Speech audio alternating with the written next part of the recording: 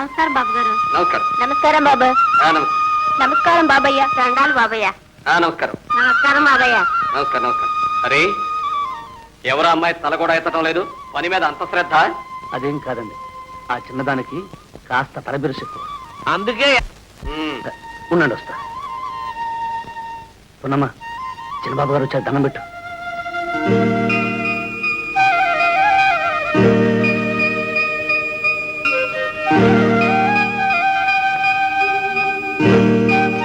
చిన్న బాబా నాతో చెప్పనే లేదే. ఇందాక సరే, ఇప్పుడు కూడా ఎరగనట్టున్నాడు. పోనీలే. అమ్మాయిని రమ్మను. పున్నమ్మ, చిన్నబాబు గారు పిలుస్తున్నారు. నీకు మర్యాద గౌరవం తెలీదా? అందులోనూ చిన్న యజమాని, ఎస్టేట్ జమీందార్ని, అంత పొగరా నీకు?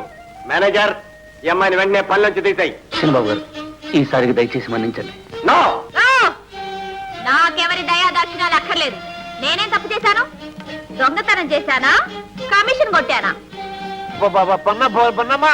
నువ్వు ఊరుకుండాయా, నేనే ఆయనతో మాట్లాడతాను.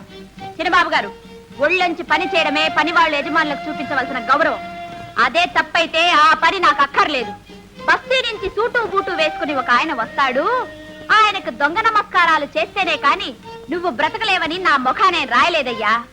కష్టపడే వాళ్ళకి ఇక్కడైనా ఎక్కడైనా ఒక్కటే. మేనేజర్, ఈ అమ్మాయికి తల బిరిసే కాదు, నోటి దురుసు కూడా ఎక్కువగానే ఉంది.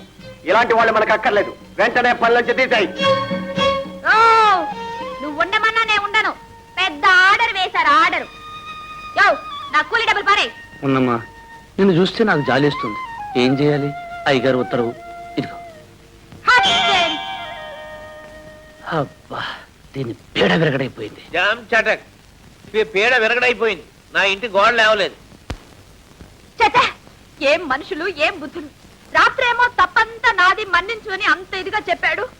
నేను ఆయన మాటలు నమ్మి మంచి మనిషి అనుకుని రాత్రంతా నిద్ర పట్టక ఎన్నెన్నో కలలు కన్నాను. తెల్లారేసరికి టాకు టీకుమని పెద్ద యజమానిలా వచ్చి ఏమి ఎరగనట్టు నిలబడ్డాడే. మర్యాదే ఇవ్వలేదండి, పనిలోంచి తీసేశాడే. అంతే, గొప్పోళ్ళంతా అంతే. నమ్మితే చెడిపోయేదేమీ లేదు. నాకు మర్యాద ఇవ్వలేదని కాదు, నీకు మర్యాద ఇవ్వటం కోసమే నిన్ను పని నుంచి తీసేశాను. చాలేవయ్యా కథలు. కథ కాదు, నిజం చెప్తున్నాను. ఇల్లాలు కాబోయే నిన్ను పొలంలో కూలి మనిషిగా చూడటం నాకు ఇష్టం లేదు. ఆలు లేదు, సూలు లేదు, కొడుకు పేరు సోమలింగం అన్నాడంట. అట్టా ఉంది. నిన్ను గురించే నేను ఏ నిర్ధారణకి రాలేదు. ఇంతలో ఇల్లాలనంటున్నావే. నీ గుండెల మీద చెయ్యేసుకుని చెప్పు, నేనంటే నీకు ఇష్టం లేదు. ఉంటే అది ప్రేమ అవుతుందా? అసలు ప్రేమ అంటే ఏమిటో నీకు తెలుసా? ఏమో, నాకేం తెలుసు. పోనీ నేను చెప్పనా? చెప్పు. ఎదట పడ్డప్పుడు దెబ్బలాడాలనిపిస్తుంది, లేనప్పుడు దిగులుగా ఉంటుంది. అవునా? అవును. అన్నం తిందామని కూర్చున్నప్పుడు పక్కనే ఉండి ముద్దలు తినిపిస్తే బాగుంటుంది అనిపిస్తుంది. అవునా? అవును. అవును. నిద్రపోదామని పడుకుంటే కళ్ళు మూతలు పడతాయి, మేలుకొని ఉంటే కాలం గడవదు. అవునా? అదే అదే. పాపం భరించలేక స్నానం చేద్దామని చెరువులోకి దిగితే చిట్టి చిట్టి చేపలల్లే చుట్టుముట్టి చక్కల గింతలు పెట్టినట్టుగా ఉంటుంది. అవునా? చెప్తే ఏమనుకోకూడదు. ఏమి అనుకోను, చెప్పే. ఇదంతా నాకు నాకు ఉన్నాళ్ళే ఒక ఆయన. ఎవరా ఒక ఆయన? రండి చూపిస్తాను. ఇదిగో ఈయనే. నేనే. పున్నమ్మా,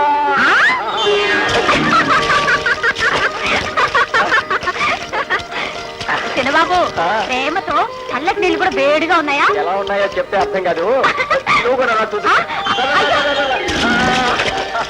చూడుకున్నామా, రేపటి నుంచి నువ్వు కూలి పనికి రావడానికి వీల్లేదు.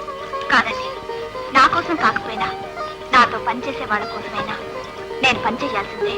ఏమిటో అనేది సమయం వచ్చినప్పుడు నేనే చెప్తాను. సరే, నీ ఇష్టం. రేపు మామూలుగా పనికొచ్చి తప్పు అయిపోయింది మన్నించండి అని అడుగు. నేను కూడా మన్నించినట్టుగానే నటిస్తాను. సరేనా?